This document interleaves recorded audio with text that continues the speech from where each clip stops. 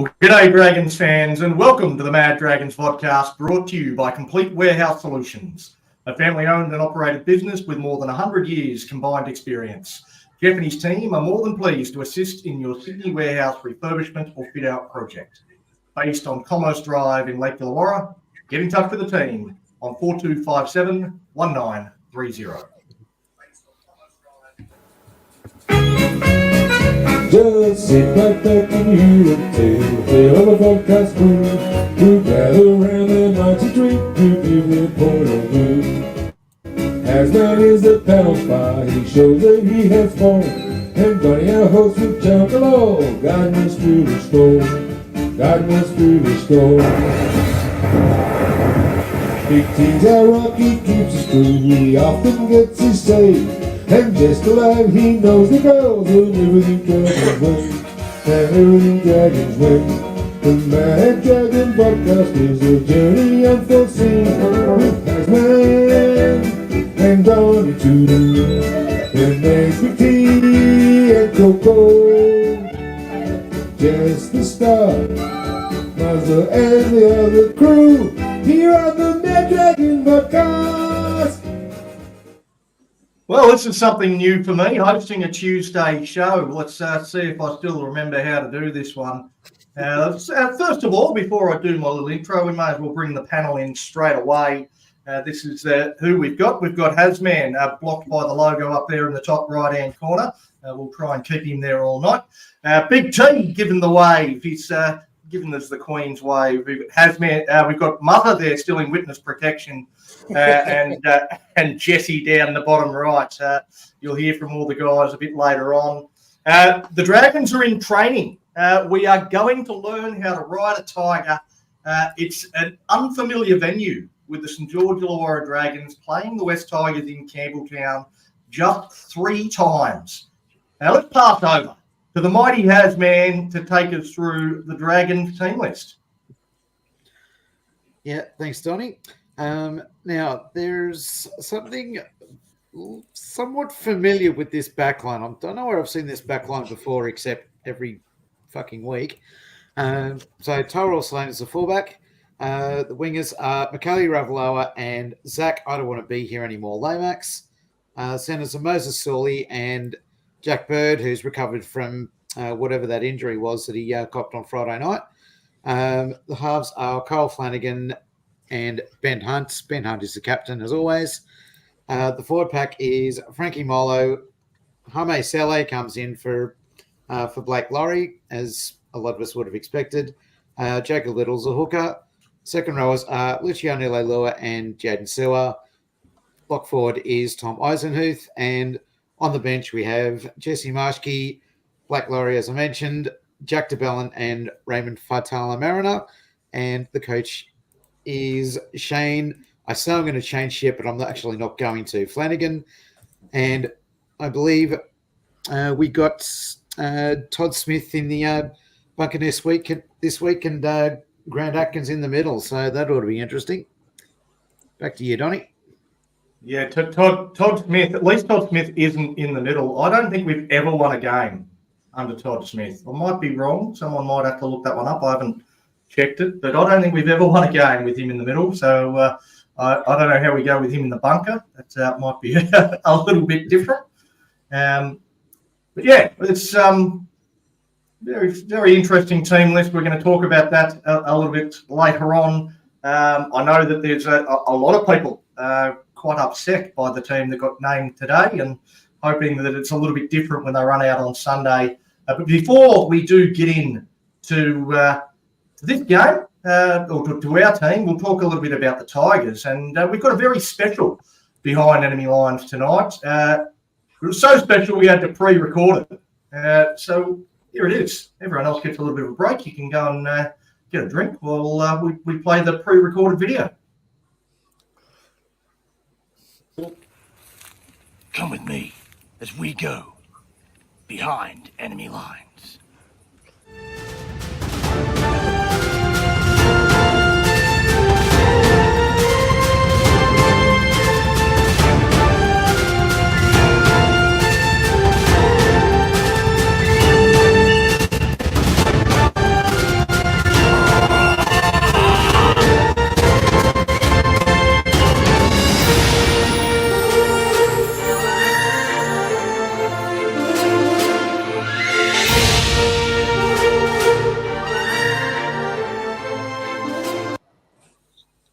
G'day, Dragons fans. I'm Big T, and this is Behind Enemy Lines, Round 6, Dragons versus Tigers. You want to put that slide up there, Jess? There we go.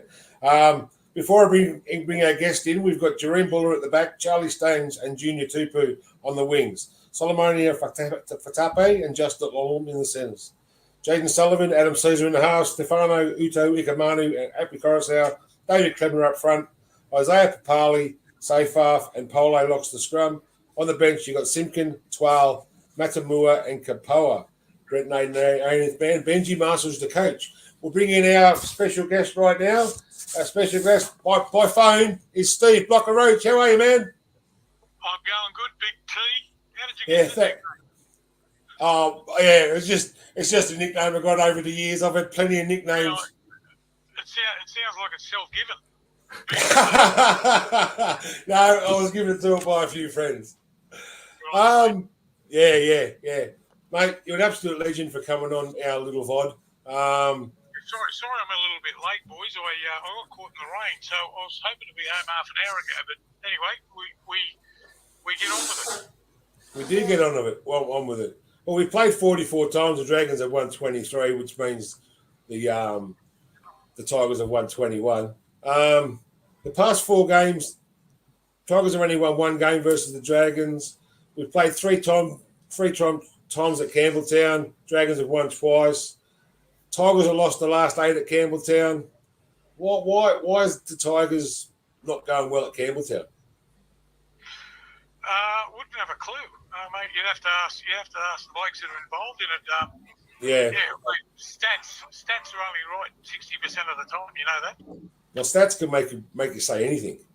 Stats. I mean, look, you can rattle off all the stats you like, but there are different teams now, aren't they? Coached by totally different personnel, different teams. Yeah. So it's pretty hard to go along with that. How many times? That was going to be my next question about coaches. Benji Marshall. What do you think about Benji as a coach 4 games in? I think he's done a good job, mate, considering that the Tigers have got the last 2 wooden spoons. So I think he's done pretty well. Mate, he's quite surprised me. I thought it'd be all attack orientated, but the Tigers' defence after the first game I might add against the Canberra Raiders, their defence has been pretty good. I was lucky enough to watch them against Parramatta when they had that victory right on the bell. And mate, you've got to be organised in defence, and defence is all about will and wanting to tackle. And it looked like a team to me that went out there and they really wanted to tackle, as opposed to the last couple of years when they've competed and got a couple of wooden spoons. Well, he has brought a special spark to the side now, and you've got three young halves out there. You've got Latu Fainu, Jaden Sullivan, and Lockie Galvin. Also, Aiden Caesar. Like Fatu and Galvin are 18. Sullivan's at 22, and Aiden's 32. I've known a little bit about those 3. You know a little bit more than us about the Tigers team. What do you think of Jaden Sullivan, and how do you think he's going to go with the Tigers over the next couple of years? Yeah, he'll be good. I think they've signed him to long term on pretty big money. He got an opportunity earlier on in the season, and they've been to and fro with their halves. He got dropped after a couple of games, so he's going to take his time. I mean, in this game now, and especially the way the game's been played now, you got to play 60 games, and you got to have 3 big off seasons to be able to compete. Lockie Galvin has really surprised me.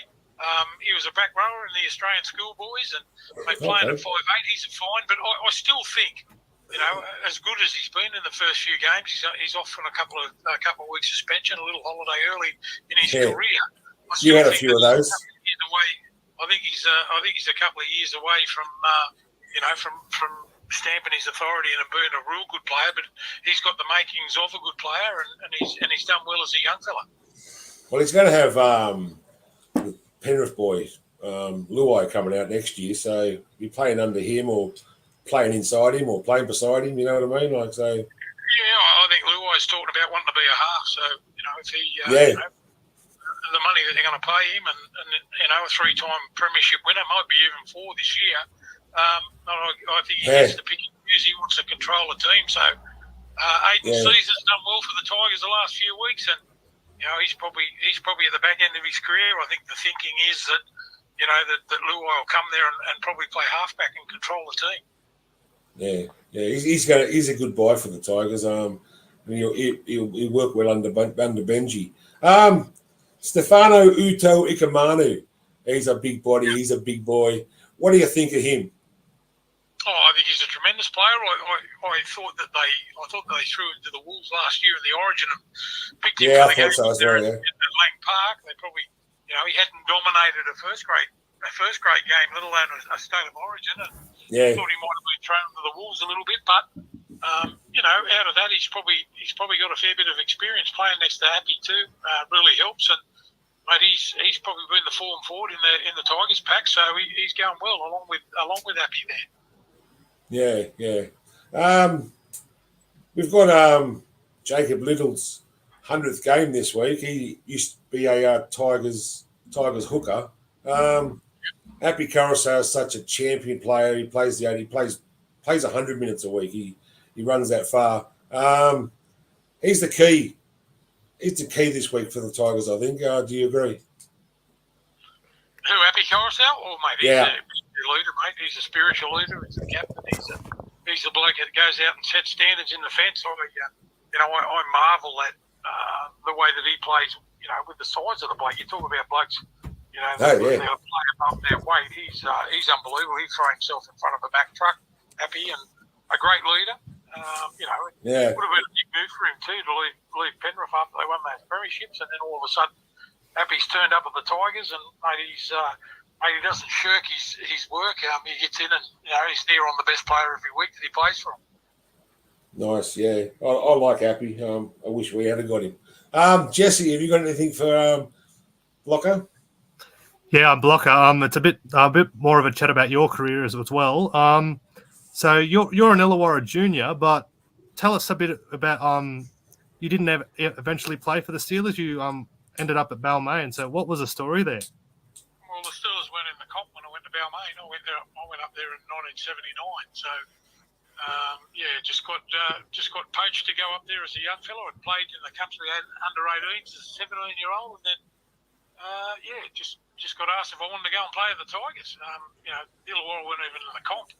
So didn't have much opportunity. A lot of guys from the Illawarra that ended up going to Sydney, they'd probably go to St George to start with before St George Illawarra, and all of their players would go up and play with the Saints. But there was a bloke named Noel Yeomans that took me to Sydney along with Keith Barnes, who sadly passed away yesterday. He was a great man and a great mentor to all the people. And had a sad day for the Tigers yesterday, but those guys, they brought me to Sydney as a 17-and-a-half-year-old and played a couple of years in the juniors there in the Tigers after being a Western Suburbs Red Devils junior, and rest is history, mate. Yeah, actually, a few doors up from me, there's actually Keith Barnes Oval, so he's from down this way as well. So mate, well, he come to Wollongong as a 12-year-old from Wales. So, mate, captain coached the Kangaroos, mate. You guys probably didn't follow it as much as what a lot of us did. A little bit older, and mate. Imagine being not only the captain of the Kangaroos, but the captain coach of the Kangaroos in 1959. Yeah, that's an amazing effort. Yeah. Who did you support growing up, Blocker? Who did I support? Manly. I supported Bobby Fulton. Oh, Manly. Okay, yeah. An Illawarra guy as well. Yeah, Bobby Fulton, Graham Langlands, all those sort of guys when I was a kid. They were the blokes that you looked up to and aspired to, and I followed Manly because of Bobby. So never got the chance to play at Manly, and he coached there for a long time. Coached us in the Kangaroos in 1990, and I had a great not only player coach, but a good friendship with him. Oh, cool. Did you ever get the offers from Manly or Illawarra?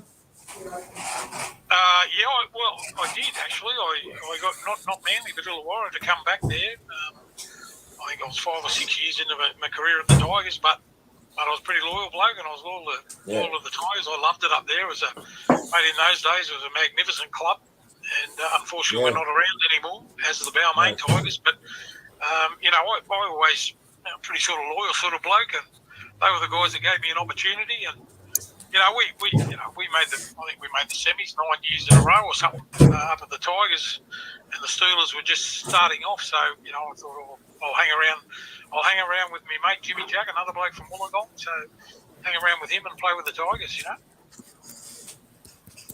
Yeah. Yeah. Yeah, we actually had a mate. We had a friend that he couldn't sadly come on today. He had internet problems, but he's a mate of Gary Jack's too, so he would have loved to come on and have a chat with you, but unfortunately he couldn't come on. What a player, mate! Wonderful player, tough as nails, Jimmy Jack. Yeah. 100%. Who was your favourite player to play with? My favourite player to play with? Well, geez, you know what? I played in an era. Well, I'll tell you something. I played in an Australian side one day, and the back line was Sterling, Lewis, Gene Miles, Brett Kenny, Rowdy Shearer, Mick O'Connor, and Gary Jack. So, mate, there was a few blokes there who could play Sterling and Lewis as the halves. And, mate, they were super players. You know, you talk about the superstars of the days. Mate, I'd beg to differ if there was ever a better backline for Australia than those boys. They were sensational. Jim Miles was a great player, Brett Kenny, you know, and then you had Sterling and Lewis in the halves, you know. Yeah. You wouldn't fit them under your salary cap, would you? Unless you were the Roosters. Unless you are, yeah. Well, mate, you can't say that. You might get sued by. No, that's right. I'm in trouble. Sorry. Don't be sorry. Tell him to bring it on. Yeah. All right. Well, Steve, you've been an absolute legend tonight. Coming on our little VOD. Mate, you're a Fox Sport commentator. You're up there with the higher echelon, and you come down and join us. That's absolutely fantastic. Thank you very much. Mate, I'll tell you what, when I get the flick from Fox, I'll be ringing you blokes to get a start. We'll take you any day, Blocker. You're welcome anytime. Is there any fat involved? Is it any lovely? Is there any moolah? There's lots of moolah, isn't there, Big T? No, there's not much moolah. For the love of the game, boys. We just do it for the love and passion of the game. Yep. Yeah. We need more people like that, mate. It's all about the fans, mate. Yep. Yeah. And you had a question about Blocker's question about his time in the UK. Big T. I did, yeah. The 88, he went over to the UK in 88 after playing for Balmain 87, and then come back in 88 to play for 88, 89, whatever. What was your time like in the UK? Oh, I loved it, mate. I'll tell you what. We used to play in the winter. It was nice and wet and sloppy, the ground. It was a pleasure to get back slammed on. Absolutely fantastic. I used to love playing in the wet as well. That was the best. And I was a big front rower like you, and I always wanted to be Blocker. But who did you play for, Big T? I played for the Macquarie Fields Hawks, mate. Up in the Campbelltown competition. Up in the engine room, mate. Up in the engine room. Yeah. Big front rower, mate. Big front rower. Yeah. They didn't want to pay us much back then either. Good on you, mate. Yeah. I think we'll leave a walk down memory lane till tonight, Jess. Yeah, we'll do that. Thanks for joining us, Blocker. It's been a pleasure having you on, and we'd love to have you on again some other time. But thanks for jumping on. Not a problem, boys. Mate, keep supporting the game, mate. We need people that are interested in the love of the game. So good on you, fellas. All right, Yeah, thanks mate. for your time, Blocker. Really appreciate it. Good on you.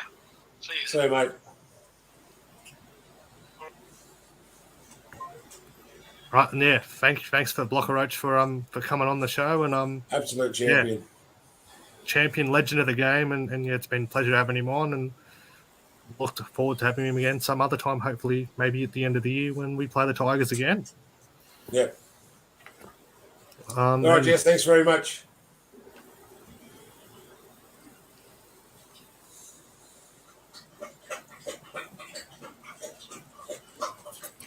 You're on mute. He's done it. He's done it. Yes, finally. So there we have a pre-recorded video. First time we've done something like that on the new platform. But great to have Blocker on and Big T. I might just throw straight over to you. I think you can run this yourself, can't you? I don't know if I can change slides. Maybe I'll have a look. I'll have a look. We'll have a go. We'll chuck you on, and we'll do the walk down memory lane. And and maybe some of the fans will enjoy this one. But yeah, John Carrish is putting this in the chat. I wonder if that might be the walk down memory lane. We'll have to wait and see. No, it's not. Sorry. That was a good game, though. It's the year later. All right, we're at Nestrata Jubilee Oval. You're coming to take a walk with me down memory lane. I can't change it. Nestrata Jubilee Oval, round 12, 2021. St George Illawarra Dragons versus the West Tigers. Crowd, 19,892. The referees were... I haven't got it written down, sorry. No, so there's Matt Chitton and Alan Shortle. The teams. Darius Boyd, Brett Morris and Jason Nightingale on the wings. Mark Gasnier and Matt Cooper, arguably the best centre pairing in the NRL. Soward and Hornby in the halves. Hunt, Fiend and Big Michael Wayman in the front row. Bo Scott, Ben Cray and Matt Pryor locks the scrum. On the bench, John Green, Adam Cuthbertson, Trent Merrin, Mitch Rain, coached by the legend Wayne Bennett. Tigers team, coached by Tim Sheens, was Tim Moulton, Bo Ryan, Ashford and Brown in the centre, Matty Utai on the other wing, Marshall and Louis in the halves, Gibbs, Farah, Woods, Dwyer, Fulton and Heights lost the scrum. Ben Murdoch Marcella on the bench for the Tigers, along with Sherdak, Fafita and Grote. The first try came in the 6th minute. A flick pass from Ben Cray to Benny Hornby, passes it out to B-Moz. B-Moz back to Cooper. Cooper back to B-Moz back to Cooper. Tried Matt Cooper. Dragons 4-0. 23rd minute, Trent Merrin. First touch of the ball, crashes over. Excuse me. Dragons lead 10-0. Off the kickoff, the Dragons right side linked up with Darius Boyd. Goes across the field, links up with Mark Gasnier, who stretches a 50-metre run. Passes to Jason Nightingale. Nightingale on the post. Dragons extend 16-0. A 36th minute, a very young Andrew Fafita scores. Looks fair. That's before the Tigers said, we don't want you, you can leave. Dragons 16-6. 2 minutes later, it was the Dragons left to treat the Cockerell crowd. A long kick from the Tigers to Ben Hornby, who passes the ball, a beautiful pass to Matt Cooper, who goes through the gap, runs 80 metres, passes to Brett Morris, and just like that, the Dragons lead 20-16, 20-6 at the break. 7 minutes into the second half, Matt Utai goes over for the Tigers. Dragons 20, Tigers 12 after the kick. 20-minute mark of the stanza. Mark Gasnier muscles his way over the try line. Rabbits calls it a miracle try. Dragons 24-12. Consolation try to Tim Moulton. Final score, Dragons 20. Dragons 20, Tigers 18. Tim Moulton is a very successful real estate agent in Sydney now, but we won't talk about him because he done the backflip 2012 against the Dragons. Well, that's it. A walk down memory lane. Thanks for watching. And as I always say, the rest is history. Thanks, Donnie. Beautiful, Big T. Oh, that's not me. Trying. That's not me. There we go. We got Muzzah on the screen, but we might actually invite Muzzah to. He's got his own segment, but we've got another little segment we do on a Tuesday. Before we do get into our team, I'm going to get Muzzah to take this one over because we don't have Coco, so we're just going to do this, and Muzzah's going to run it. He doesn't know that yet. Slugging it out in the middle of the field. The Dragon's front row has knocked his block off. His block is knocked off? It's time to look at the one-on-one battles that will decide the game. Will it be the key position players? Will the fight be one out wide? Or will it be one up front? Strap yourself in for Coco's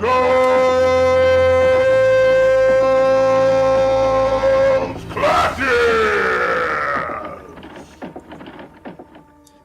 Well, let's welcome in Coco. Hey, how you going, Muzz? Hey, how are you, fellas? How is everyone? Yeah, thanks for throwing that at me, Donnie. Well, I didn't know who was going to be on, and I thought, it's Muzzah's turn. All good. You can speak intelligently about who the best clashes are. Where's it going to be won for the Dragons? Oh, look, there's going to be clashes all over the park. It's the clash of the heavyweights this week. It's going to be on for young and old, from fullback to lock forward. The challenges are going to be all over the place. But I think Sloan at fullback, I think with young Buller will certainly be a something to watch. Both at full flight, both in top form. There's no doubt. Obviously, we've had a bit of conjecture about Sloan after last week, but back on a dry track, all you got to do is put his body on the line a little bit more, and I think he'll be back to the form that he was before the wet track, and then we won't be talking about this again next week. Obviously, with a little bit of change in the forwards there with Cello coming in, I personally think he's a little bit underdone. How he's coming this run on side without having a couple of goes off the bench, but I think it's going to be one. Obviously, in the forwards, if we let the Tigers forwards run all over us, well, then we're in a lot of trouble. But I think the fullback battle is going to be one to watch. Yeah, no, I tend to agree with you, mate. Sort of looking through the team. I guess, Jeff, the criticism over probably the last couple of years for the Tigers is that they've got a decent looking forward pack on paper, but a reserve grade backline. Looking through the backline of the Tigers now, it's probably not so much the case. They've got guys like Justin Olam that have strengthened them up. Jareen Buller, as Muzzah sort of mentioned, is a guy that's on the way up. They're an improving backline. Probably not still a world class one, but very, very decent backline. What's the key matchup, I guess, through the 1 to 7? For me, I think it's the battle of Caesar and Hunt. I think Caesar's return to the NRL has been very good for the Tigers. His kicking game has been very, very pinpoint, and it's really helped the Tigers. He's been good for young Galvin and also young Bud, who's been playing the 6 the last couple of weeks. Caesar's experience has been really good for these young back lines and these young paths and his back line, and he's really laying the platform and playing off what the Tigers have been doing well in the forwards, and Caesar's laying onto the back of that. He's kicked a few 40-20s as well, and he's really shown his experience, and his kicking game has really been exceptional. And I think Ben Hunt's going to have to be on his game as well. It's going to be a key to shut down the Tigers week, a battle of the sevens, I think, between Caesar and Hunt. Yeah, has been last night when we played the Tigers in the trial in Mudgee. We saw the two number 6s come together. You're expecting a similar level of angst between Kyle Flanagan and Jaden Sullivan again this weekend? There might be a little bit there. I don't think as many in the Dragon side that'll sort of really give a shit that Sullivan's not there anymore. But I think there might be a bit there with Flano and Bud. So as long as Flano keeps his head and doesn't do anything bloody stupid, because we sure as shit don't have a ready replacement for him. Not in that bloody squad anyway. But I'm not really worried about the halves. I'm worried about the forwards. That's where the game's going to be won or lost. Yeah. No. Well, Big T sort of looking at the Tigers forward pack. That they've got a really good mix. It looks like of experience and youth. They've got the experience of Api Coruscant, David Clemmer, Isaiah Papali'i, and then you've got the youth of Stefano Utuikamanu, Alex Seyfarth, Vanua Polak. I mean, it's a pretty good balanced forward pack that they've got there. How do we get over the top of them with our guys? Who's the key player in our pack that's going to help us get over the top of the forwards? I think our key player, I think it's going to be Luciano up against Alex Seyfarth. I think Luciano is a big, powerful runner, and I'm not quite sure Seyfarth is up to the task, seeing that Jake Bateman's out. So they've got the battle of the back row is Sura and Papali'i, Luciano and Seyfarth. You know what I mean? I think it'll be one in that part of the area between the centres as well. The centres and our centres and their centres. Justin Olam and Solomone Fa'atape against Muzzah Silly and Jack Bird if he plays. We're not quite sure what's going on with Jack Bird's knee. There's been no report about it. So, I think it's going to be running that part of the field in the centre third. All right. Well, that's Coco's clashes. Let's move on. Let's screw the Tigers now. We're done talking about them. We've done behind enemy lines. We've done Coco's clashes. Let's focus now on the mighty St George Illawarra Dragons. Let's talk about our team. I'll go to you first of all, Muzzah. Lots of talk about changes, but not many to speak of. Let's look at the one change that did actually happen. That's Hame Sele returning and Michael Molo dropping to the extended bench. Are you happy that Molo is the right man to drop out? Yeah, probably. But I touched on just before. I wasn't, I'm not too keen on Sele coming straight in the run-on side. I think he's played 22 minutes of footy for the whole year so far. So throwing him straight into a run-on spot, I don't know. If anyone was to go, maybe it was Michael Molo, but it could have been after last week. Last few weeks could have been just about anybody. Obviously, Blocker was touted to be the one with his head on the chopping block, so to speak. But I just can't see Sele sort of making too much of an impact straight up after only 22 minutes of football all year. Yeah, Big T, I think you've got a marriage proposal coming from Joel. He's just keep throwing the compliments at you in the chat. Are you ready to call him? That's my wonderful eldest son. I was going to say, I thought it was your brother. No, I love him. I love him to pieces, and his other brother. I love Benny to pieces as well. But that's my son. All right, Jets. We talked about the one change that did happen.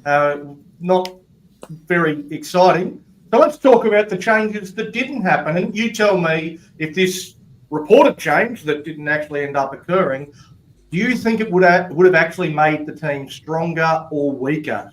Going to start with the first reported change. Zach Lomax to fullback and Tyrell Sloan on the wing. Do you think this would have made us better than we are this weekend or worse? I think better defensive-wise. I think as you saw during the Newcastle game last Friday night, Lomax went to fullback in the second half, pushing Sloan to the wing as Flano made that switch. Flano made the call that Sloan wasn't good enough and to let in those 3 tries. I think that could have been the turning point in the game. It turned out it was. And Lomax, while yes, he didn't set the world on fire in attack, the Knights only scored a try late in the game. It was the only try in the second half, so the defense was a lot better. So I think that could be the reason why Lomax would have been better. And he's pretty safe under the high ball as well, catching those bombs. And I think he's to go. And Sloan, there's still question marks on whether he is our fullback, not just for this year, but for long term.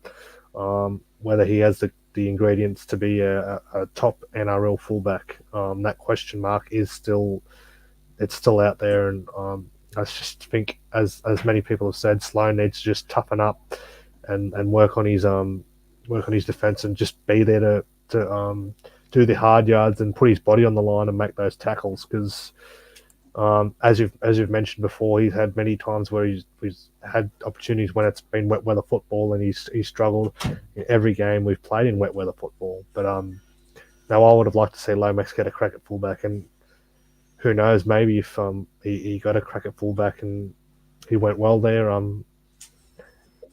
Flano might be able to turn a 360 and try and get Lomax to stay at the club, because back in 2020, Lomax was signed as a fullback. That's the contract he's on. That's why his packet's so high. So and he's only played 1 or 2 games there, as you pointed out. And yeah, I just would have liked to see him get another opportunity there. I'm not ruling it out yet. He still might make that late change on Sunday, but yeah, I think that's the contract he was signed, that extension for all those years ago, and it still hasn't hasn't really come to fruition, but I would like to see him get a crack there and maybe try Sloan on the wing and give Lomax the opportunity there. Yeah, I think you might be outvoted in the chat. Most people saying it would have made us weaker to make this change. For me personally, I don't mind the idea of Lomax going back to fullback.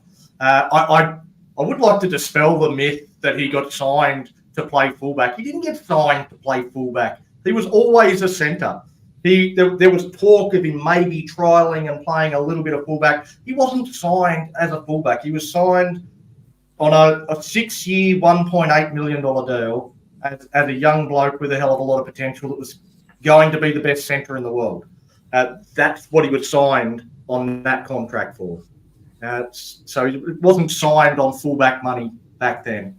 But I think he could potentially become a very good fullback. I don't mind that option at all. Where it loses me is Sloan is either the fullback or he's not in the team. He is not a winger.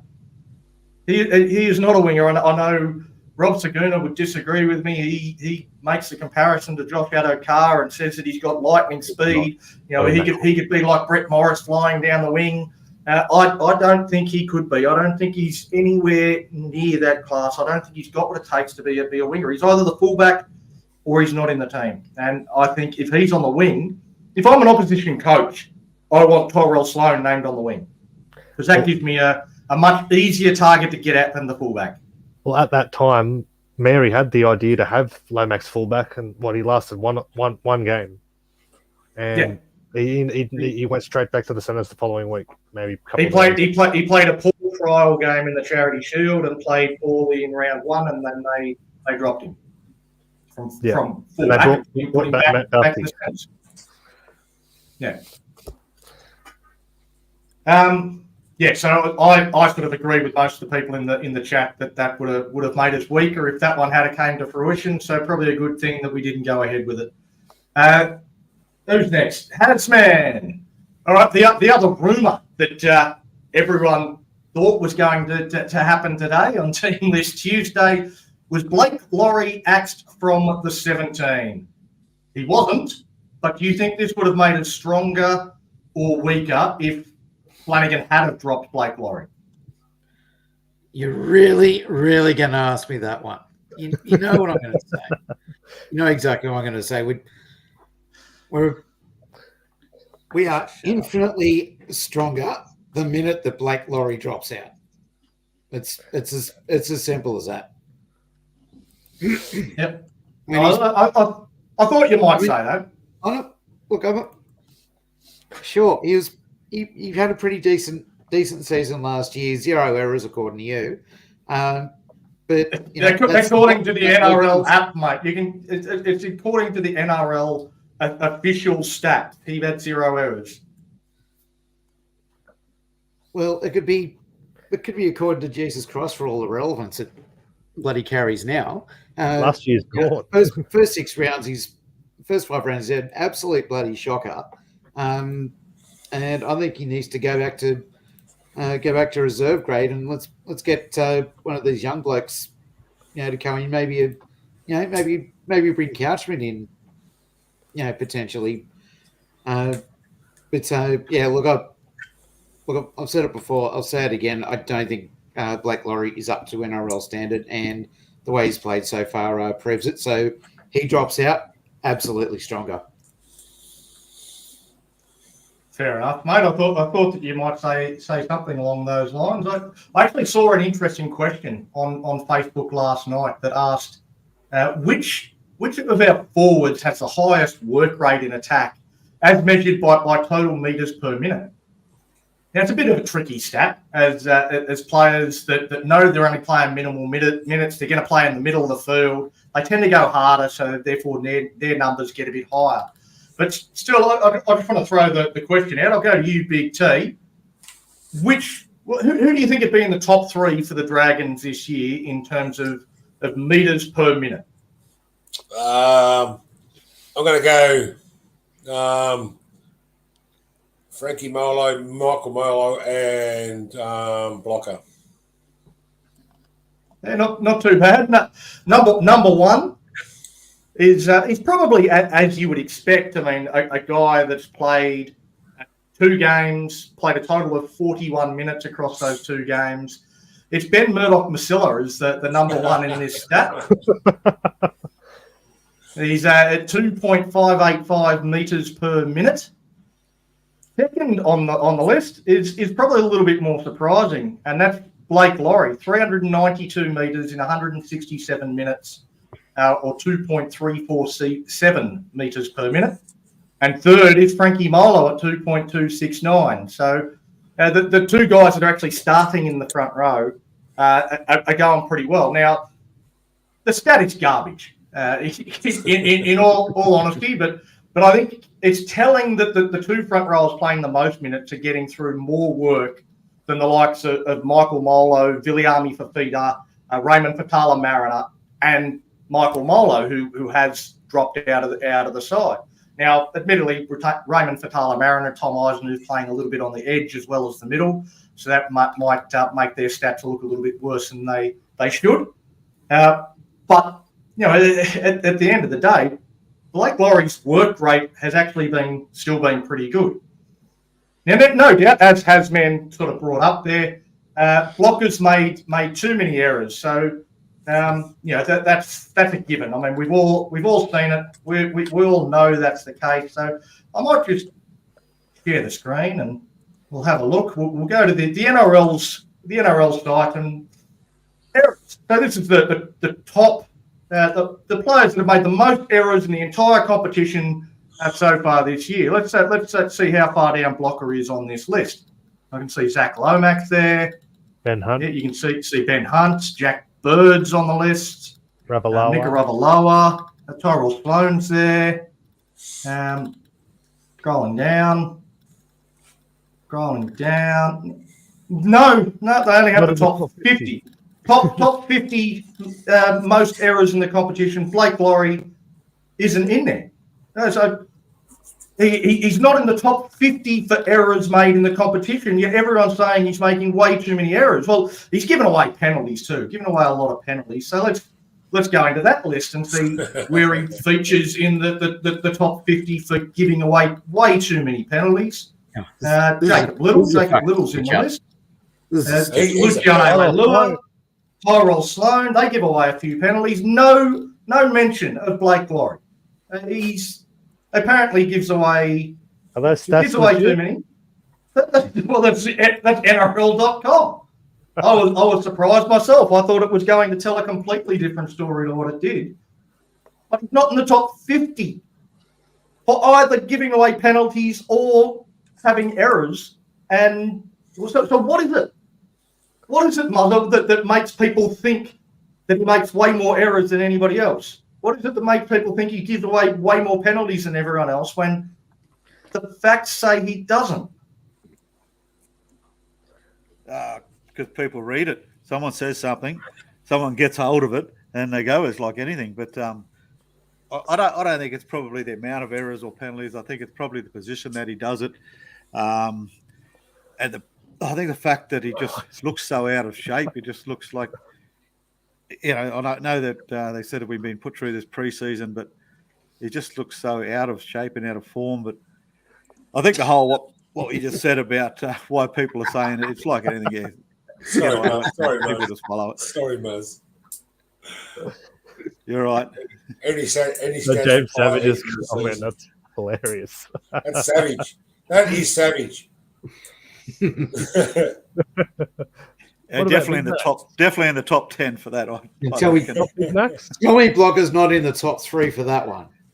But that's what it comes down to, isn't it? He's a big fat bloke that doesn't look like he should be playing rugby league in 2024. So everyone goes, well, he can't possibly play rugby league. He looks like the fucking Mad Dragon or Big T. You know, he looks like he should be sitting on the sidelines with us eating pies. I was just about to say that.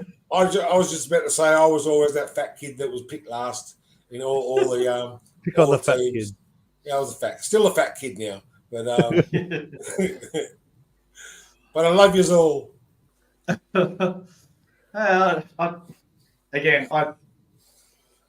I don't think Blake Laurie's going as well as he was last year. I don't think he's playing very well at all. And personally, I would have dropped him. I wouldn't have had him in the team this weekend. But I think that there's others that are still in the 17 this week that I would have on the chopping block well before Blake Laurie. So, yeah, I think that there's still Raymond Fatala-Marin is still there, and I think he's been awful since a decent performance in round one. I think every other game he's been very, very ordinary. So, yeah, I just think there's still a few guys that might be getting rid of before Blake Laurie. All right, Jesse, if you did drop Blake Laurie, who would you replace him with? You know, the ultimate metres per minute guy, Ben Murdoch-Masila, Toby Couchman, Viliami Fafita, Alec Tuatavake, or would you have just kept Michael Molo in the team? As I mentioned on Sunday, I would have gone with Toby Couchman. We mentioned many times that Flatter has his eye on 2025, and to focus on that, I reckon you've got to blood these young guys now, and Couchman is our future. And I think it's time to give him some first grade experience and chuck him in there and see how he goes. You're not going to know until he plays, and I think he should be playing. He's not going to learn playing New South Wales Cup. He's got to be playing week in, week out NRL football. Yeah, well, James Savage, he wants Viliami Fafita into the team. Viliami Fafita had a bit of a shocker in New South Wales Cup on the weekend. He's been dropped to the bench in New South Wales Cup. He went so poorly last week in the reserve grade competition. Alec Tuatavake seems to have gone round him in reserve grade. He's maintained his spot in the starting lineup, and Toby Couchman's the other front rower alongside him. So whether he's just trying to get him a bit of impact, but Viliami did not play well last week, and it wasn't the performance that if he had played well, he might have very well come into the side, but he did not go well at all. So that's why you don't see his name in the 22, and you don't see his name in the starting 13 in reserve grade. Hasman, another discussed change was Mika Ravalawa out and Christian Tuapolotu in. Again, do you think this would have been a worthwhile change, or happy to stick with Rava? No, happy to stick with Rava. I can't see Tuapolotu making the sort of meters that Lavroa does, although he does have a few more tries this year. No, I think taking Ravalawa out for Tuapolotu, that's a dead set week now, that one. Yeah. I think the only positive for me is that Christian Tuapolotu actually plays on that side of the field. He actually plays on that side in the New South Wales Cup side, so he might be a little bit more comfortable over there than Rubber is. What the fuck's Tuapolotu gonna do that bloody Ravalawa was not gonna do if Silly's not gonna fucking pass it to him? Yeah, Ravalawa always runs off the wing. Yeah, Silly seems to be allergic to passing. So how's that going to work? He's not the only centre in the game that's allergic to passing. No, I don't know any centres that pass the ball. There's not many at all that do. Ravalawa's always running off the wing as well. So, I suppose Tuapolotu, to be fair. I think they both have that same affliction. As I say, I reckon Rubber and Tuapolotu are very, very similar players. Rubber's probably deserves the edge on him at the moment, but he hasn't been going that well. But it would have been strange. I thought it was a very, very strange one when they said that they were going to drop him. As Rob pointed out on Sunday's show, he ran for 250 metres or something against Newcastle. You can't drop him after a performance like that, surely. Where he actually rolled up the sleeves and had a crack in wet conditions. He had a much more of a dig than most of our forwards did. Rob's actually jumped on and said 100. Yeah, he agrees. I think that's the first time me and Rob have agreed, and he's not on. So. Okay, who was up to? Big T. Jack Bird's injury, where we still have no official word from the Dragons on the injury, but I guess they're saying he's fine, given he's been named, especially given the two players rumoured to be replacing him were Max Finai and Savelio Tamale, and neither of them are in the 22-man squad.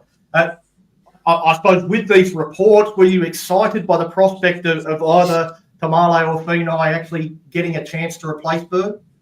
Maybe Tamale, just to have a look at how he goes. He did play last year, and he only lasted about 15 minutes, I think. So I'd like to see him get another run. That was Finau. That was the only Finau. So Tamale hasn't debuted yet. Oh, I'd like to see him get a run, yeah. Let him have a run. Jack Bird's injury, there was nothing mentioned after the match. So I don't know what's going on there. So if he plays, he plays. Yeah, I would like to see one of the younger guys get a go if he doesn't play. Yeah, I guess we're assuming he's going to play now because there's no one really in that 22-man squad that could replace him. There. So, which Finay did you say wasn't in the 22? Matt's there. Matt is there. Max is not. MAX.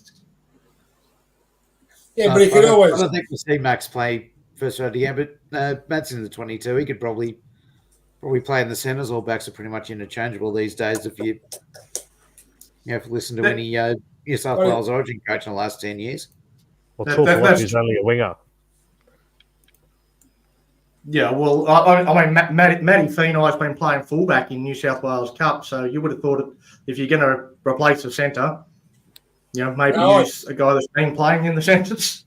I'd have Tui Peloni coming to the side, rather switching and Lomax back into the centre position where Bird was. So that'll be the my change if I was a coach of the Dragons, which I wish I was, like everybody else. But or maybe I don't. Maybe I don't. Why would you move Lomax the way he's playing? No, but if Birdie's out, that's the way I'd go. Tui Peloni. Well, he got man of the match last week after he got moved, Jess. Like, it doesn't matter where you could put Lomax in the front row and he's going to be our best player. He's our best player. Doesn't matter what position he plays. I've said 100 times he's our best centre, he's our best winger, he's our best fullback. You've got to put him somewhere. He'd probably be better than Kyle Flanagan at 5'8" too. Possibly, yeah. So, he's a hard task. He's a hard thing to work out, Lomax. He doesn't want to play winger. Put him in the centres. Put him at fullback. Yeah. As Daniel Riddell says, Bird isn't going too well in the centres, whether he's injured or not. So if he doesn't play, it might not necessarily be the worst thing. Muzzah, others that we have been waiting to see, but again haven't been named in the 17. Viliami Fafita, Alec Tuatavake, Toby Couchman, and Dan Russell. Would any of them make us better, do you think? Look, anything's worth a go. You're sort of tossing up between what Jesse said about, we're looking to 2025. You've got to give these young blokes a shot, and you've got to give them a shot now. Jack DeBellin's probably on his way out as well, so there's another one we could probably look at. Like Break Glory. Look, I do think so. I think, Fafita has just touched on, he's on the bench in reserve grade, so that shows how well he's not going. But, look, the Couchman boys definitely, I think, got to give them a shot up there sooner or later. And, what are we waiting for? Are we waiting to make the finals this year, or are we looking to 2025? We're going to be – we said this last year and the year before, when we got to the end of the year, we weren't a chance of making the finals, throw these blokes in, throw them to the Wolves, and he's just, going back to hook, and that they never did it. And that's why we're in the situation we are now. We won't throw these blokes up to have a go and see how they're going to go. And by the time we know, it's going to be halfway through 2025, and we could be talking about the same thing. But got off track a bit there. But yeah, I think it'll make us a little bit better with blokes like Couchman and Tuivaki, and we're not going to know, and we're not going to know until they get a shot. We know what these blokes are doing that are already there, what they're not doing. We can see that. But, we're a bunch of mugs. We don't know. Obviously, these coaches that are in control, they know better than us. So that's why they're there, I guess. But we've got to try something, yeah. Well, John Carrot said, why change a team that's beaten Manly? I wonder if you'll still be trotting out that line in round 25 when we haven't won a game between now and then. Did you not watch last Friday's game against Newcastle? That was diabolical. I wasn't on Sunday night. I would have said, forgive them for that game. That was terrible. That rain was atrocious. Yeah, it was. Like you couldn't see 2 feet in front of you. But neither could Newcastle. True. Yeah, they had by 20 points. They had 9,000 people turn up to watch them play. I don't think many of them would have been Dragons fans. No excuse. Both teams. I know it's no excuse. Yeah, I mean that's been our biggest excuse was the weather and how wet it was. But 17 blokes on the other team, they had to play in the same weather. It's not like they're used to it more than we are. But there's no excuse for letting in 30 points in that sort of weather. Yeah, I agree. Yeah, by the same token, there's always a few 50-1 shots that win in the wet and the horse racing. Some horses that are absolutely terrible when it starts to rain. All of a sudden, they come into calculations, while others that are superstars become absolute donkeys. So maybe we're just not mud runners. But by that analogy, we should have won.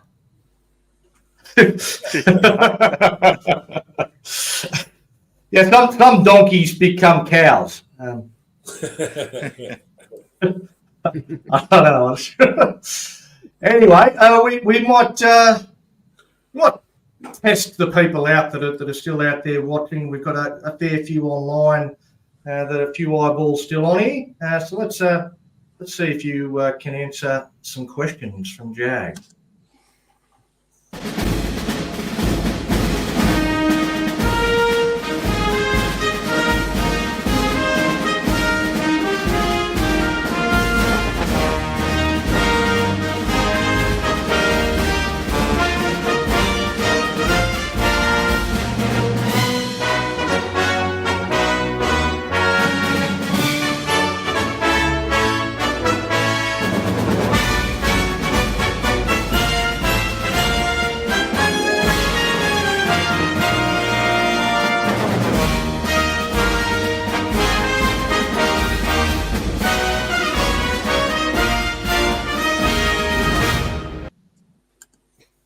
Okay, so my question is regarding the Dragons and in Campbelltown. So we haven't visited Campbelltown Stadium to play the Tigers since 2015, so 9 years ago.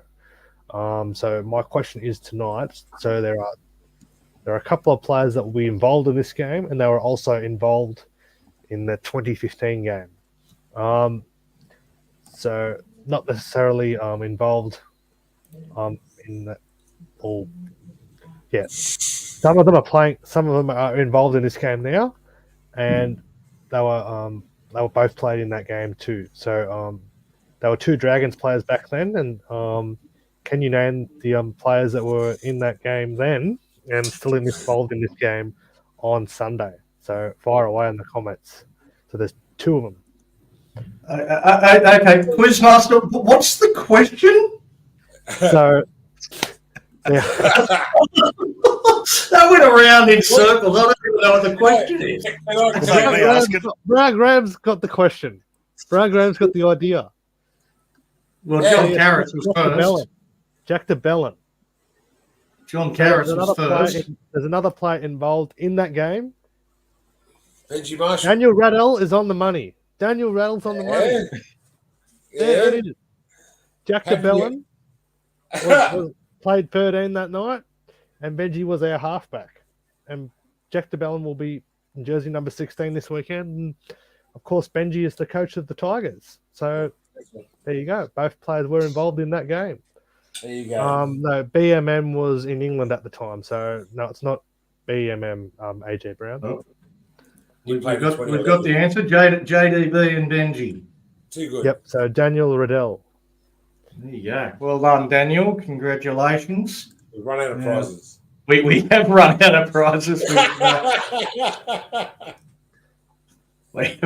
we We had a couple, we gave them away, and now we don't have any prizes anymore. So you just get your name on the screen, you get a round of applause. There we go. Congratulations. Daniel. Congratulations. Well, we will sort out some prizes. We will sort out something. Yeah, Rob says you get a date with Jesse. Lovely.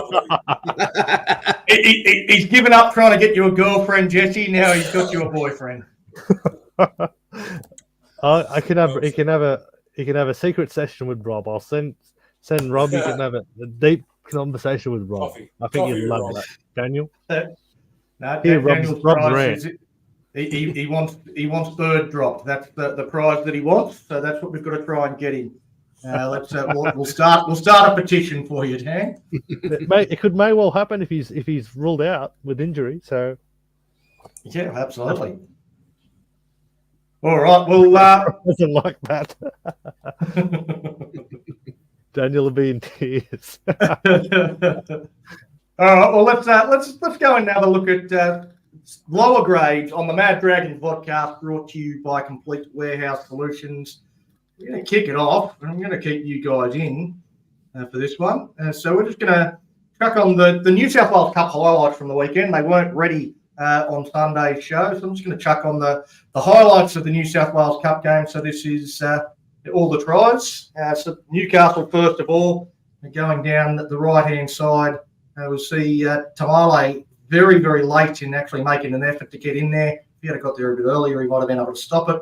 There's Develio Tamale racing up out of the line there and letting in an easy Newcastle try. Again, they come to Newcastle's right, to our left. They get out wide.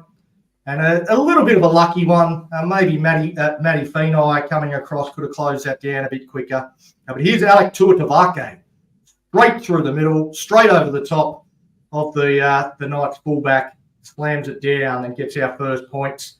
Tuatavake again involved, this time with an offload to Haley Finau to score our second try. And then just after half time, we hit the front after trailing 16-0. Then the Knights again come down this side, and something happens with Tamale there. He just he seems to be going very, very slow. And in both the Newcastle tries in this second half, I don't know whether he's done himself some sort of issue. Here's a bit of a party trick from Jonah Glover, kicking one back off his heel to score that one. And again, they go out wide, and there's just no urgency from Sav there as the Knights get to the ball first. Matty Feeney defending up in the line for that one as well, as we see so many fullbacks doing at the moment. But a lot of people saying that Savelio Tamale should probably be in the top grade side and given a chance in the top grade after seeing some of his defensive efforts there, Hasman. Do you think he might have a bit of work to do? Yeah, just a little bit. I mean, certainly that's what a bloody reserve grade's like, and can make him look like how the hell is he going to go in first grade? I think we can shut that door for the time being, at least. Yeah, so he's young, he's raw. I've got big question marks on him defensively. He's great in attack. He had 9 tackle busts or something in that game, and I think he might be leading the New South Wales Cup in terms of tackle busts. So he can break a tackle, he just can't make one, which is somewhat concerning, I think. All right, moving now. Sounds like a certain fullback I know. Well, that's probably not a bad analogy, but maybe at fullback you've got to make a few less than if you're playing in the centres. A few people have suggested that maybe he should be looking to get his start on the wing. Maybe a little bit easier to defend on the wing when you've got the sideline to help you out. I love watching him with the ball in hand. When he gets the ball in his hands, he's hard to handle. He's great to watch, and we'll get to see him this weekend on the New South Wales Rugby League TV live stream. And he's an impressive unit with the ball in hand, but we want to see a bit better from him in defence, I think. All right, well, let's now have a look at the other senior grade highlights from the weekend. And this was our Jersey Fleet side.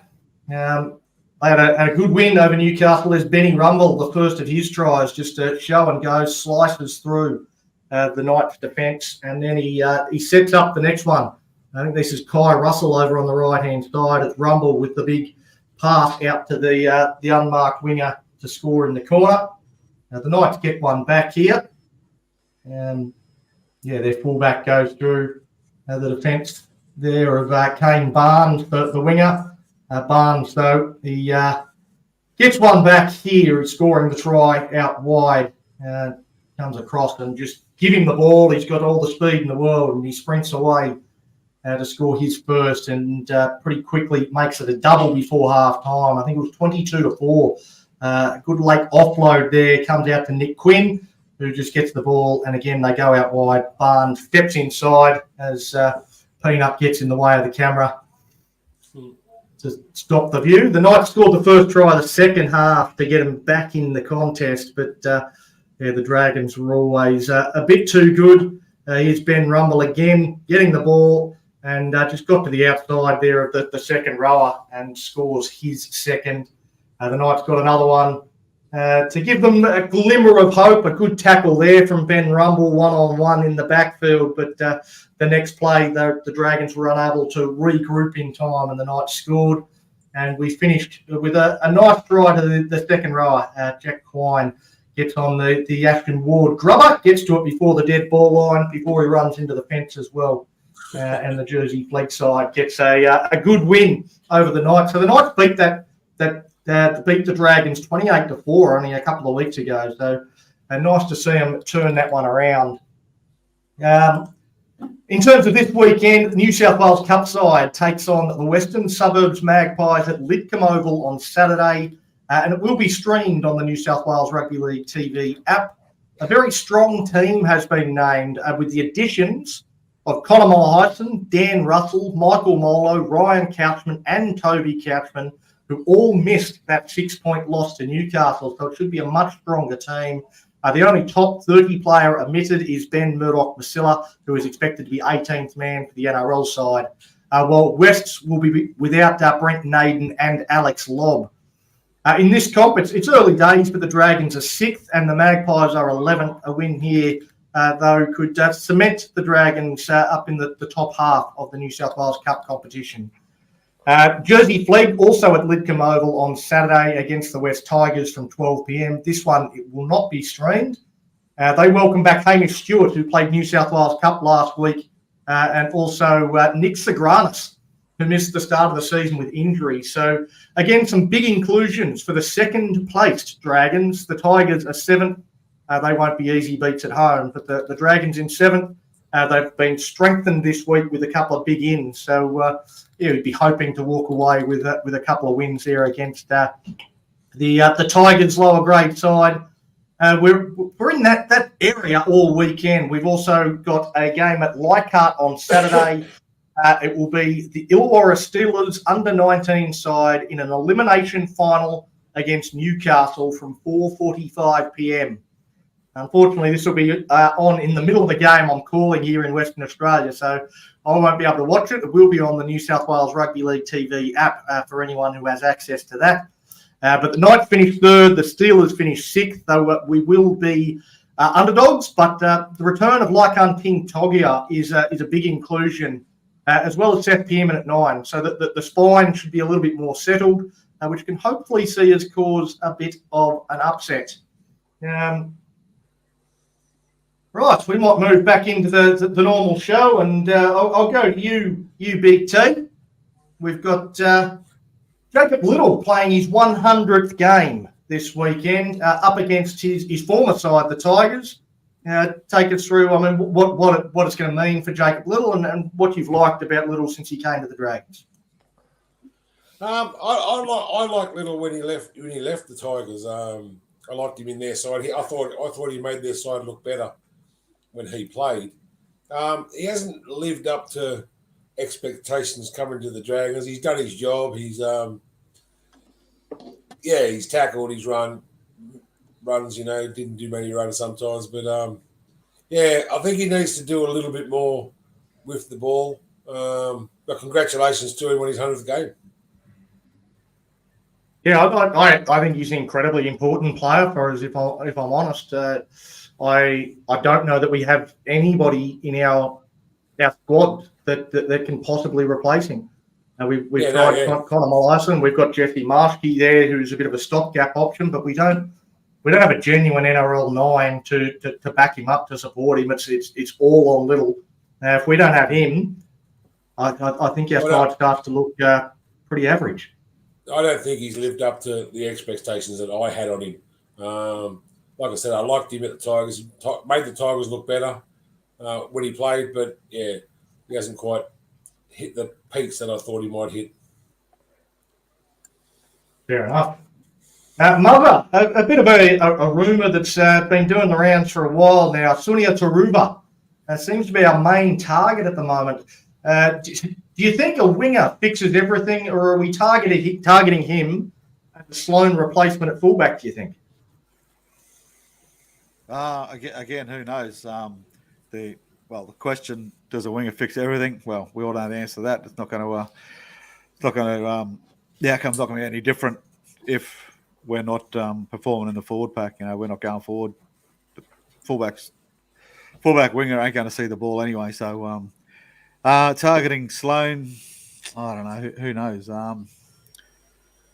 But as far as Taruva himself goes, I think it's a great get if we can get someone like that. Obviously with the Ravalava obviously hanging over his head, whether he's going to be there long term or not. Long term, I mean, as in the first grade side. I think it'd be a good get, but definitely not going to change our fortunes as such. But look, going back to Sloan. A lot of people are knocking him. A lot of people have, especially his defence and that. And, I keep bringing up the point. He missed one tackle in 2 weeks before last week. I say that, and then someone will throw in another dig about, how he missed him and all that sort of stuff. But anyway, Sloan's there to stay, I think. We'll give him another sort of 5 or 6 weeks, and I think he'll be back on top. But, it'd be a good get for sure. Absolutely. Yeah, I wouldn't mind getting him, but at the moment it seems like he's the only player that we're in conversations with. A few people saying with regard to Little, we need to look past him and start throwing big money at Reece Robson. I think that ship has sailed. Reece Robson, he's re-signed recently with the Cowboys. He's there until the end of 2026, I think. So I think Robson's there for a little while. I don't think he's coming home. Damien Cook, he's left out of the South team this week. Is he too old? Is he too old to bring back? Damien Cook? He's 33 this year. Well, that's perfect age for us. He's a little Illawarra boy. Yeah, I don't know. Going backwards. Yeah, I'd like to say look for a little bit of youth. That was a shot call though when I saw that. Yeah. Yeah, well, I mean, he's got to do something, doesn't he? We do have one viewer question that came in, Jesse, and I don't know whether we've ever had this question on the show before. I don't think anybody's ever asked this one, but Rob Saguna says, do you think Ben Hunt will continue trying to run the whole show as usual? Yeah. He's going to keep doing that as well, as long as nothing's said to him. I think he's just going to keep doing it.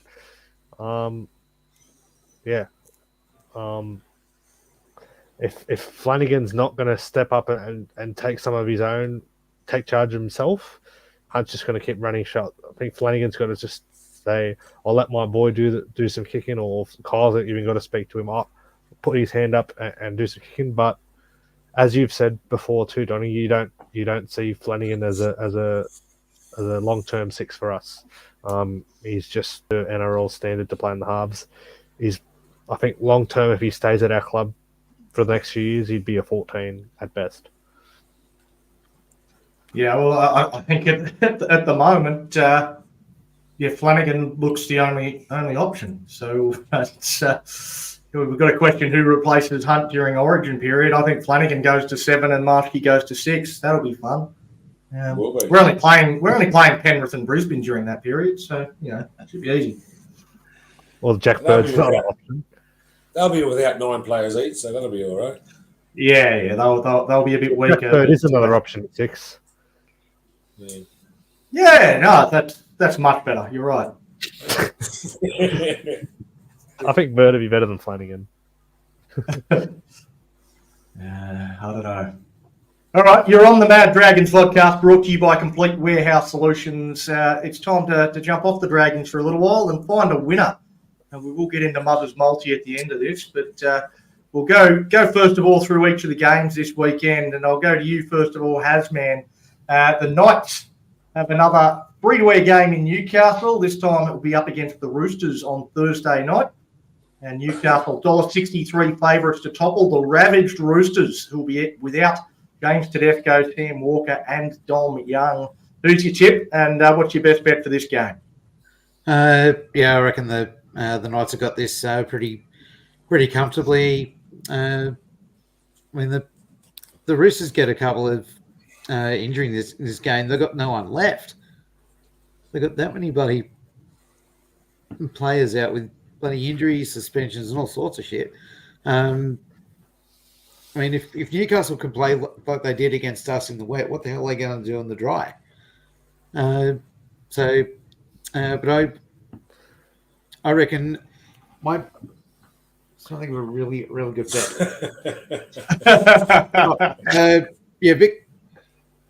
Victor Radley to get sent to the bin. Ooh. Wow, that's a big spender. Paying $1.01. That's an absolute bloody certainty. What about JWH? Jesse's favourite. You wouldn't be far behind him. Yeah, the Roosters have won 6 of the last 7 against the Knights and also won 6 of the last 7 in Newcastle. Still, I find it hard to tip the Roosters with the players they have missing. I still feel like they've named a reasonable team despite all the players they've got out. I think the Knights, but I don't think it'll be by as much as what a lot of people are thinking. I'll go Newcastle by 1-12, and that's at $2.75. Big team, Friday, 6 p.m, Storm versus Bulldogs. There was a real toll taken in the Bulldogs versus Roosters game last week. Blake Taft, Kurt Mann, Harrison Edwins all out, but the Fox is back. For the Storm, Big Nelson's in the 22 after somehow escaping suspension while playing for the North Sydney Bears, but they are effectively unchanged. Bookies give the Dogs no chance at $6.40 with the Storm at $1.12. Who's your tip, and what's the best bet from this one? I'm going to go Melbourne 13 plus. Xavier Coates to score a double. But yeah, no, I think Melbourne clearly are going to beat this Bulldog side. They have won a couple of games of Bulldogs, but who did they beat? I don't give a stuff about Anoko. We're not playing him, so I don't care about him this week. But yeah, no, it'll be 21 plus Melbourne. Melbourne comfortably. Last time Ryan Pappenhausen played the Bulldogs, he scored 4 tries. So anytime at $1.80, 2 or more at $4.30, or first try score at $8, depending on how adventurous you are. That'd be my tip. And again, I think Melbourne should get this one done. Muzzah, without giving away your multi, it's the 11th placed Broncos that take on the top of the table Dolphins. Yes, that's right. I'm not dyslexic. I didn't get that the wrong way around. That's their ladder positions. Brisbane with no Reynolds, but Reece Walsh is back. Dolphins lose Kaufusi and Farnworth. Broncos $1.35. Dolphins $3.23. Winner and best bet for this one. Yeah, I think it's pretty spot on. I think the Broncos, as much as I don't like riding them, I think they'll win with the line, which I think is 9.5, or not 9.5 with the 9.5 start. So I think the Broncos will win at home, and I think Corey Oates coming back will he'll pick up a meat pie there somewhere. So that's my tip, bet against it. Yeah, that's the easiest way to win, I think. I find this a really interesting match, to be honest. I kind of feel like the odds are a little bit strange given how well the Dolphins have been going. I think no Reynolds makes a huge difference to Brisbane, but I kind of feel like Brisbane on a Friday night in front of their home fans will find some way to win this one. It's hard to see it being convincing for me. So either the Dolphins with 8.5 started at $1.90, which is risky considering I think Brisbane will win. Maybe the safer bet is Brisbane 1-12 at $2.80, but saying that, I wouldn't be surprised by a Dolphins win, so probably just leave this game alone. I don't think Could be the game of the round, this one. Could be the game of the round. Could be. Two Queensland teams, probably not. Wait, the Sunday 4 o'clock game will be game of the round. I've already said that. Blockbuster. Yeah, that's it. Everyone's looking forward to it. People have had it in their calendars for months. Jesse, Warriors versus Manly kick-off Saturday. DWZ and Kurt Capewell return to strengthen the Warriors, while the Sea Eagles lose Ruben Garrick, and their outside backstocks are getting really tested, which is obvious with Burbo named in the centres. Still, they're coming off a great win last week, but just because you beat Tiger Woods, it doesn't mean you become Tiger Woods. The Warriors start favourites at $1.49. Manly are $2.62 outsiders. What's your best bet and your tip for this one? I think the Warriors at home, they've been impressive the last 3 weeks. They could have easily had 5 wins. That's how good they're going. Been unlucky in the first 2 games, but they're looking really strong, and I really see them as a premiership threat the way they're playing. And over at home, it's really one of the toughest trips in the NRL right now to play the Warriors in New Zealand. And I think the Warriors will win and win well. I think the Warriors will be way too strong for Manly at home. And they welcome back Kurt Capewell too, which is it's a big in. And what about the form of Roger Tuivasa-Sheck? He's been electrifying. And they've been blessed with the return of Chancellor Klukstad. So, but Dallin Watene-Zezak returns this weekend too. So, their side's even better. And yeah, I think the Warriors are the form team in the comp, and I think they'll do a job on the Manly Sea Eagles at home. Fair enough. Has been since Jackson forward to score 2 tries. Yeah. And if you notice too that it could be a sneaky by Seabold, he's brought Aaron Woods onto the extended bench. So you think he's going to come into the wing for Burbo? Yeah, that's what it's come down to. But he might sneak him onto the bench. Yeah, well, the home team has actually won this clash the last 4 times these two teams have met. I'm going for more of the same. In terms of bets, I actually think there'll be some points scored. I'll go the overs, over 41.5 at $1.87 in your multis. All right, Hasman. The second place Cowboys travel to Parramatta to take on the 14th place Eels. Dejan Arfi comes into the halves as young Blaze gets the flick after they've been flogged by Canberra. While the Cowboys, they lose Zach Labert for the season with an ACL injury. Cows start $1.61 favourites, Eels $2.34. What do you reckon about this one? I reckon the Cowboys by plenty, and Valentine Holmes to kick a field goal that he doesn't actually need to. I'm loving your random bet. That's fantastic. You're winning this segment so far. Cowboys, they've had 2 trips to this venue and lost both of them. In fact, the Cowboys haven't won in Parramatta since 2015. The Eels, though, to me, look an absolute shambles, and Brad Arthur might not be too far behind Jason Demetriou if they suffer another big loss in this one. For me, despite all of what I just said, Cowboys 13 plus at $3.10. I think that's the way to go in this one. Big T, Are the Sharks the coach killer? They have a chance to end JD's time at the helm if they can beat the Bunnies on Saturday night. They are $1.35 favourites to get it done. South 323, Britton Nakora back for the Sharks on the edge. While South lose Latrell Mitchell suspended for stupidity. Jai Gray has a chance to show what he's got. And as we mentioned before, Damien Cook made a bit of a scapegoat as well. Yeah, no, I think the Bunnies are looking terrible. But credit to the Sharks, they're coming good. Like he's brought Jai Gray into Jason Demetriou has brought Jai Gray into the side. He's a very dynamic, exciting young player. Tyrone Munro's getting another run. Dean Hawkins is going to be the luckiest halfback in the competition. Well, Lachlan Lillis is going to be the unluckiest halfback in the competition. Breaking his leg, that was a terrible break.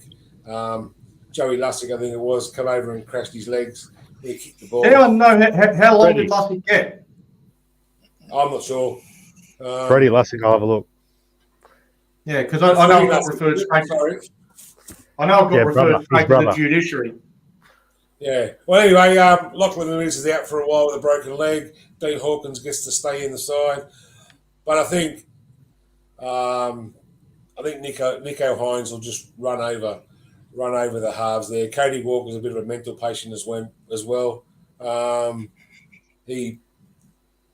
You don't know what he's going to bring. And if they get under his skin, he's not like Latrell though. Latrell can go either way. If you get under his skin, you can either smash her or be an idiot like he was last week.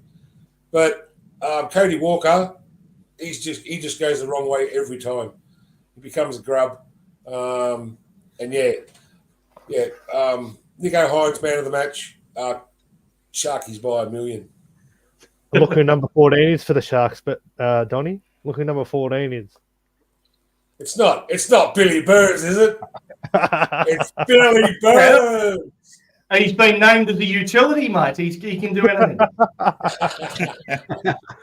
Yeah, Sharks by plenty. Cameron, Nico Hines, man of the match. Yeah, well, you've almost echoed what I've got written down here. I can't see South getting close. Sharks 13 plus at 2.30, or Nico Hines anytime try scorer at $3.80. They're my favourite flutters. Maybe chuck them both in because I think they're both a pretty good chance. I'll skip you, Muzzah. We'll come back to you for your multi after I have a chat to Jesse about this one. Raiders versus Titans, last game of the round.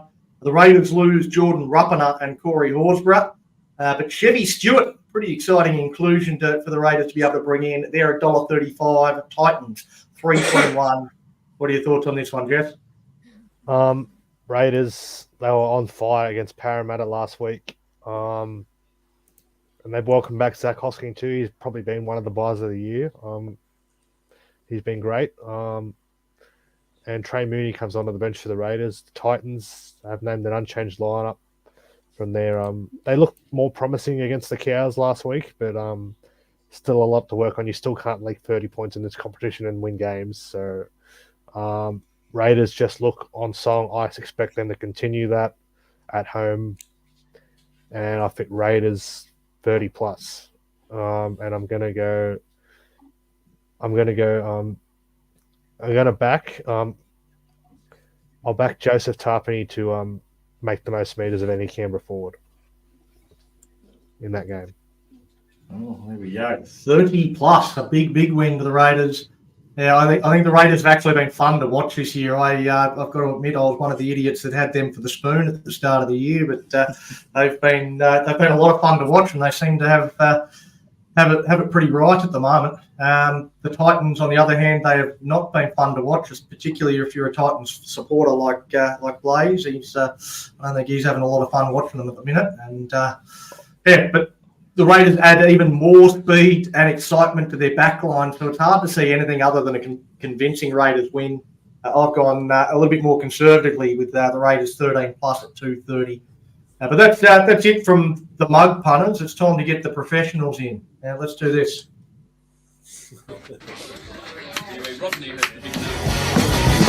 All I want, all I need, all I crave is a big multi. All I want, all I need, all I crave is a big multi. Nothing's faulty.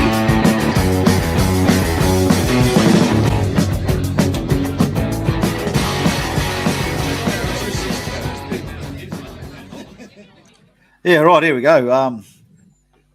Just get back a bit there, Jesse. It's going to say, with your multi with the Titans game, do you want to throw in Blaze having a good cry again on the end of that? I think it's $1.02. Probably another sad photo on Instagram. That'd be very short priced, I'd say. I love him to death. Okay, Yeah, Muzzah's multi for this week.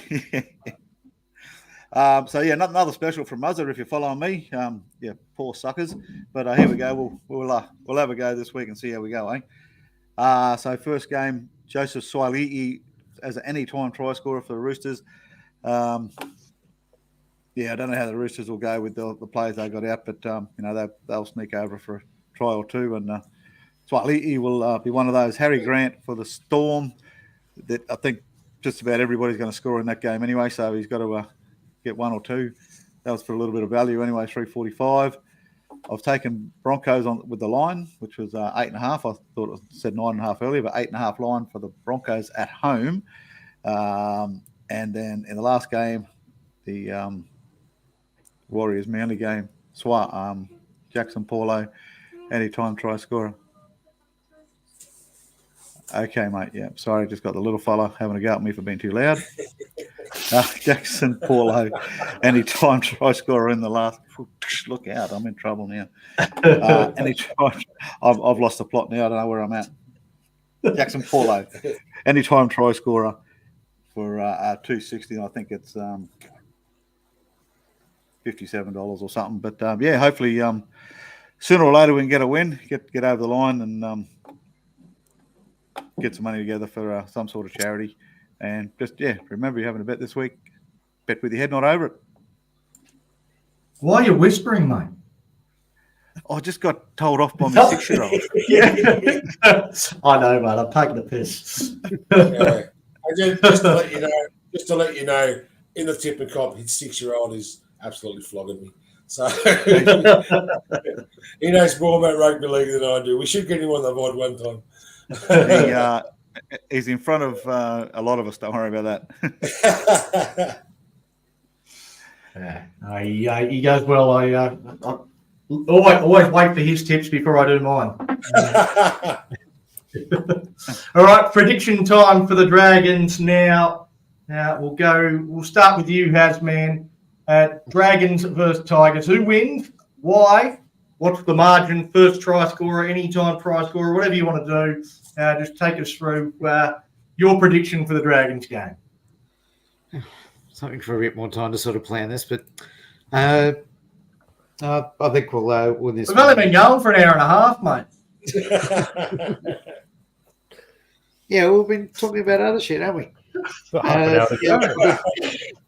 I've got Dragons to bounce back from last week's Shemozzle, somewhere between 14 and 18 points, I reckon.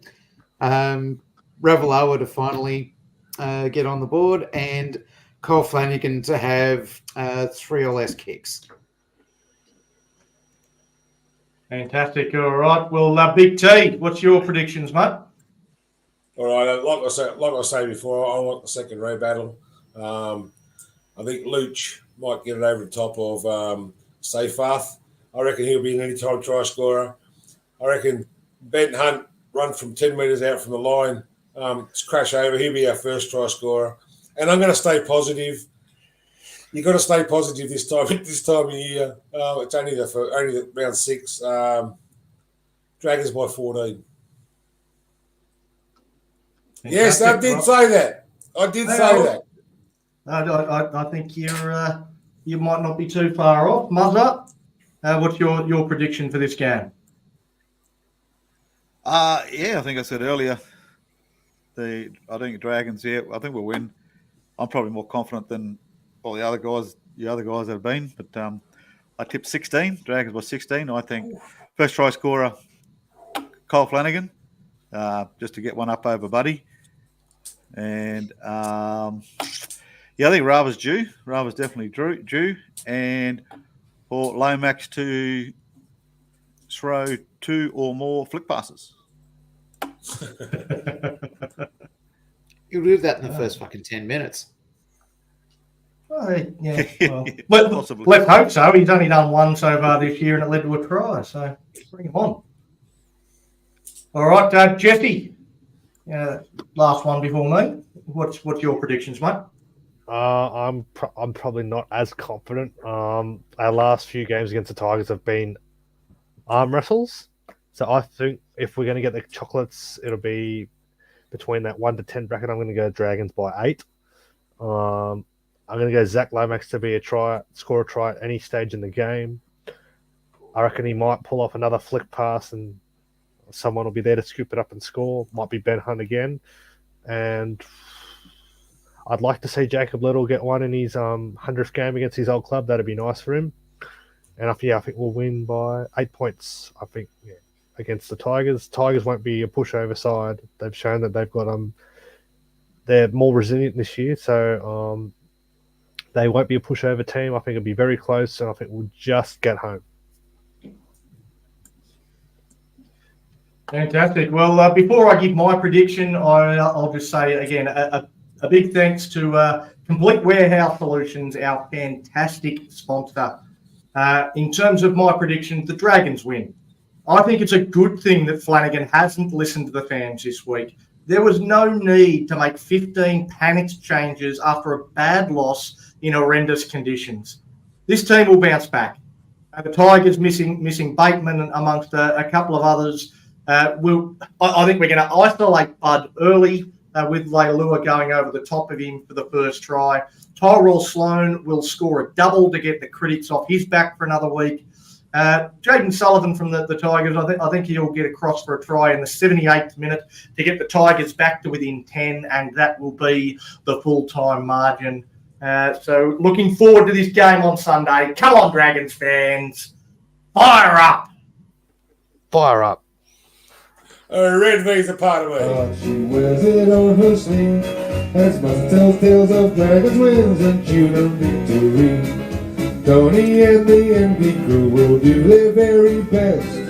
Getting off topic and I digress with a red V on our chest. The Mad Dragon podcast is a sheep of camaraderie, navigating rants down rabbit holes in the land of big red V. And so our peddlers speak the tales and our pursuit is our dream.